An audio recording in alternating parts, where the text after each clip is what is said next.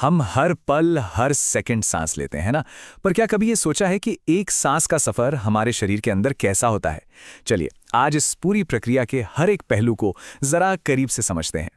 अच्छा, चलिए एक बहुत ही सीधे से सवाल से शुरू करते हैं। कोई अंदाजा है कि हम एक दिन में कितनी बार सांस लेते होंगे? जरा सोचिए। लगभग 23,000 बार। यकीन होता है, जब एक वयस्क जागा होता है तो वो हर मिनट करीब 16 बार सांस लेता है। सिर्फ ये एक नंबर ही ये बताने के लिए काफी है कि ये प्रक्रिया हमारे जिंदा रहने के लिए कितनी कितनी जरूरी है। तो भाई, जब हम दिन में इतनी हजारों बार सांस ले रहे हैं तो ये समझना तो बनता है कि ये श्वसन यानी रेस्पिरेशन आखिर है क्या भला? देखिए, श्वसन का मतलब सिर्फ सांस अंदर लेना और बाहर छोड़ना नहीं है। ये एक पूरी बायोलॉजिकल प्रक्रिया है जिसमें हम हवा से ऑक्सीजन लेते हैं और शरीर की कोशिकाओं से कार्बन डाइऑक्साइड को बाहर निकालते हैं। और इस पूरे लेन देन का एक ही मकसद है, एनर्जी यानी ऊर्जा बनाना। अब ये बात बड़ी दिलचस्प है। श्वसन के असल में दो पहलू हैं। एक है सांस लेना यानी ब्रीदिंग, ये बस एक फिजिकल काम है, हवा को फेफड़ों के अंदर बाहर करना। और दूसरा है कोशिकीय श्वसन यानी सेल्यूलर रेस्पिरेशन। ये कोशिकाओं के अंदर होने वाला एक केमिकल रिएक्शन है जहां ऑक्सीजन का इस्तेमाल करके शरीर के लिए एनर्जी बनाई जाती है। तो आइए अब उस रास्ते पर चलते हैं, वो रास्ता जिस पर हवा चलकर हमारे फेफड़ों तक पहुंचती है। इसे कहते हैं श्वसन मार्ग या रेस्पिरेटरी पाथवे।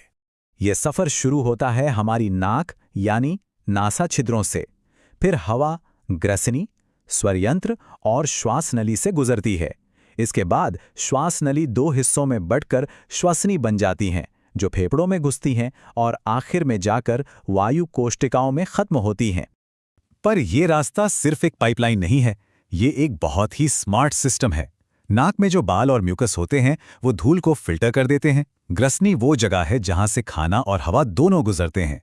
यहाँ एपिग्लॉटिस एक ट्रैफिक पुलिस वाले की तरह काम करता है, जो पक्का करता है कि खाना सांस की नली में ना चला जाए। और श्वास नली में सी शेप के छल्ले होते हैं ताकि वो कभी पिचके नहीं। कमाल है ना? चलिए अब इस सफर के सबसे जरूरी पड़ाव पर चलते हैं, फेफड़ों के अंदर जहां असली एक्शन होता है। ये है गैसों का महान आदान प्रदान।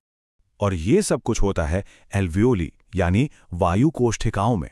इन्हें समझिए कि ये गैसों का बाजार है।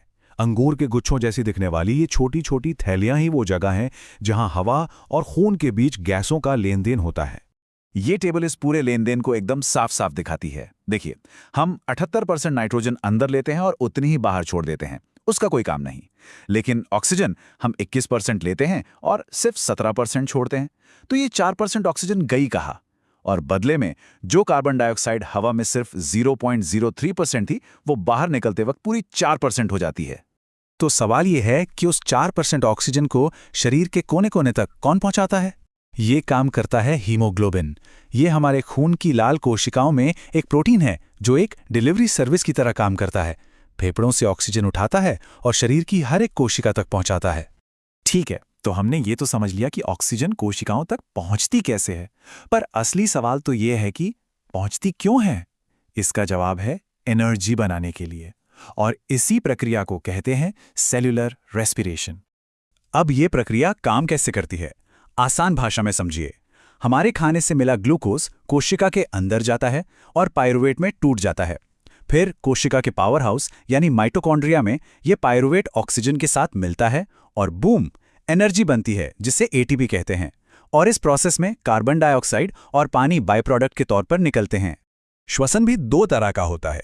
एक है एरोबिक, जिसमें ऑक्सीजन का इस्तेमाल होता है और बहुत सारी एनर्जी बनती है, और दूसरा है एनारोबिक, जो बिना ऑक्सीजन के होता है और बहुत कम एनर्जी बनाता है। कभी सोचा है कि ज्यादा कसरत करने पर मांसपेशियों में ऐंठन क्यों होती है? वो इसीलिए क्योंकि शरीर को पूरी ऑक्सीजन नहीं मिल पाती, तो मांसपेशियां एनारोबिक मोड में चली जाती हैं, जिससे लैक्टिक एसिड बनता है। श्वसन सिर्फ इंसानों तक ही सीमित नहीं है, प्रकृति में इसके अनगिनत रूप हैं। और सबसे अच्छी बात यह है कि हम इंसान योग के जरिए अपनी सांस लेने की प्रक्रिया को और भी बेहतर बना सकते हैं। जरा देखिए, सांस लेने के कितने अलग अलग तरीके हैं। स्तनधारी और पक्षी फेफड़ों से सांस लेते हैं, मछलियां गलफड़ों से, कीड़े मकोड़े सीधे अपनी सांस की नली से, और मेंढक तो कमाल ही है, वो अपनी त्वचा, फेफड़ों और गलफड़ों तीनों का इस्तेमाल करता है। प्रकृति वाकई में अद्भुत है। तो सवाल ये उठता है कि क्या हम अपनी सांस लेने की इस प्रक्रिया को जानबूझकर अपनी मर्जी से और बेहतर बना सकते हैं? जी बिल्कुल। और इसका एक सदियों पुराना तरीका है प्राणायाम, जैसे कपालभाति, जिसमें जोर से सांस छोड़कर फेफड़ों की सफाई होती है, अनुलोम विलोम जो हमारे नर्वस सिस्टम को शांत करता है, और भस्त्रिका जिसे धौंकनी सांस भी कहते हैं, ये शरीर को तुरंत एनर्जी से भर देती है। और ये सिर्फ कोई सुनी सुनाई बात नहीं है। आज का विज्ञान भी प्राणायाम के फायदों को मानता है। स्टडीज में ये साफ हुआ है कि रोज प्राणायाम करने से फेफड़ों की क्षमता बढ़ती है, खून में ऑक्सीजन लेवल बढ़ता है और स्ट्रेस लेवल भी कम होता है। हम सब ने अपने बड़ों से ये बात तो कभी न कभी जरूर सुनी होगी, बेटा प्राणायाम करो सब ठीक हो जाएगा। ये एक वाक्य ही दिखाता है कि हमारी संस्कृति में सांस को कितना महत्व दिया गया है। तो इस पूरी जानकारी के बाद अगली बार जब सांस अंदर जाए तो एक पल के लिए रुककर सोचिए, आपकी ये अगली सांस आपके लिए क्या कर सकती है। शायद ये सिर्फ हवा से